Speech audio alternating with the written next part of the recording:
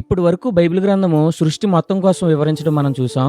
ఇప్పటి నుంచి ఒక్క మనిషి తన యొక్క కుటుంబం కొరకే బైబిల్ గ్రంథం వివరించడం మనకు కనబడుతుంది. 12 అధ్యాయం ఆదికాండం నుంచి కూడా అబ్రహాము సంతానం కొరకు మాత్రమే బైబిల్ గ్రంథం వివరించడం మనం చూస్తాం. అయితే బైబిల్ గ్రంథం అబ్రహాము దగ్గర నుంచి చాలా కుటుంబాలు సంతానాలు వచ్చినప్పటికీ కేవలం యోధ యొక్క వంశావళినే మళ్ళీ పర్టికులర్గా బైబిల్ ఫోకస్ చేయడం మనం గమనిస్తాం. ఆ యోధ యొక్క ఫోకస్ కూడా ఆయనకి అనేకమైనటువంటి కుటుంబాలు ఉన్నప్పటికీ కూడా దావీదు వంశం మీద మళ్ళీ ఫోకస్ పడుతుంది.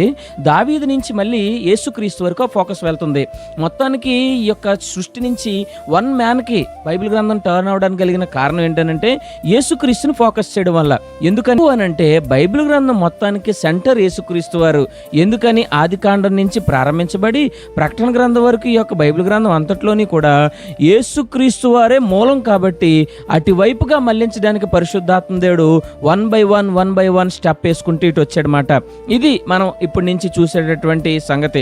అయితే 12 అధ్యాయం మొదటి 2 వచనాల్లో కూడా మనకి 2 ఆజ్ఞలు కనిపిస్తాయి. తెలుగులో అది ఒకటి కింద ఉన్నప్పటికీ హిబ్రూ భాషలో మటుకి అది 2 ఇంపరేటివ్స్గా మనకు కనిపిస్తుంది. మొట్టమొదటిది, నీవు విడిచిపెట్టిరా, విగ్రహారాధన కుటుంబంలో పుట్టినటువంటి అబ్రహామా, నీవు నీ యొక్క కుటుంబాన్ని, జనులను, దేశమును విడిచిపెట్టిరా, నేను నిన్ను దీవిస్తాను. నీవు విడిచిపెట్టినందుకు దేవుడిచ్చేటటువంటి 3 దీవెనలు, నిన్ను గొప్ప చేస్తాను, నిన్ను గొప్ప జనంగా చేస్తాను, నిన్ను ఆశీర్వదిస్తాను, నీ నామాన్ని గొప్ప చేస్తాను అనే 3 దీవెనలు ఇచ్చాడు. రెండవ ఇంపరేటివ్, రెండవ ఆజ్ఞ ఏమిటనంటే నీవు ఆశీర్వాదముగా ఉండాలి అని అన్నాడు. తెలుగులో దాన్ని నీవు ఆశీర్వాదముగా ఉందువు అని ట్రాన్స్లేషన్ చేసినప్పటికీ బెస్ట్ ట్రాన్స్లేషన్ ఏంటంటే నీవు ఆశీర్వాదముగా ఉండాలి అనేది శ్రేష్టమైనటువంటి ఆ భావము అని మనం అర్థం చేసుకోవాలి. ఒకవేళ మనం గనక ఎదుటి వారికి ఆశీర్వాదంగా ఉంటే మనల్ని ఆశీర్వదించిన వారు ఆశీర్వదిస్తారు, శపించిన వారిని శపిస్తాను, నీ వలన అనేకమైన వంశములు నీ ద్వారా ఆశీర్వదించబడతాయని అబ్రహాముకి దేవుడు ఆ యొక్క దీవెన ఇచ్చాడు. విధేయత చూపిస్తే ఈ యొక్క దీవెనలను దేవుడు వారికి దాచాడు. ఎందుకని నిన్ను ఆశీర్వదించిన వారిని ఆశీర్వదిస్తాను అన్నాడు. మనల్ని కూడా దేవుడు ఆ విధంగా పెడతాడు.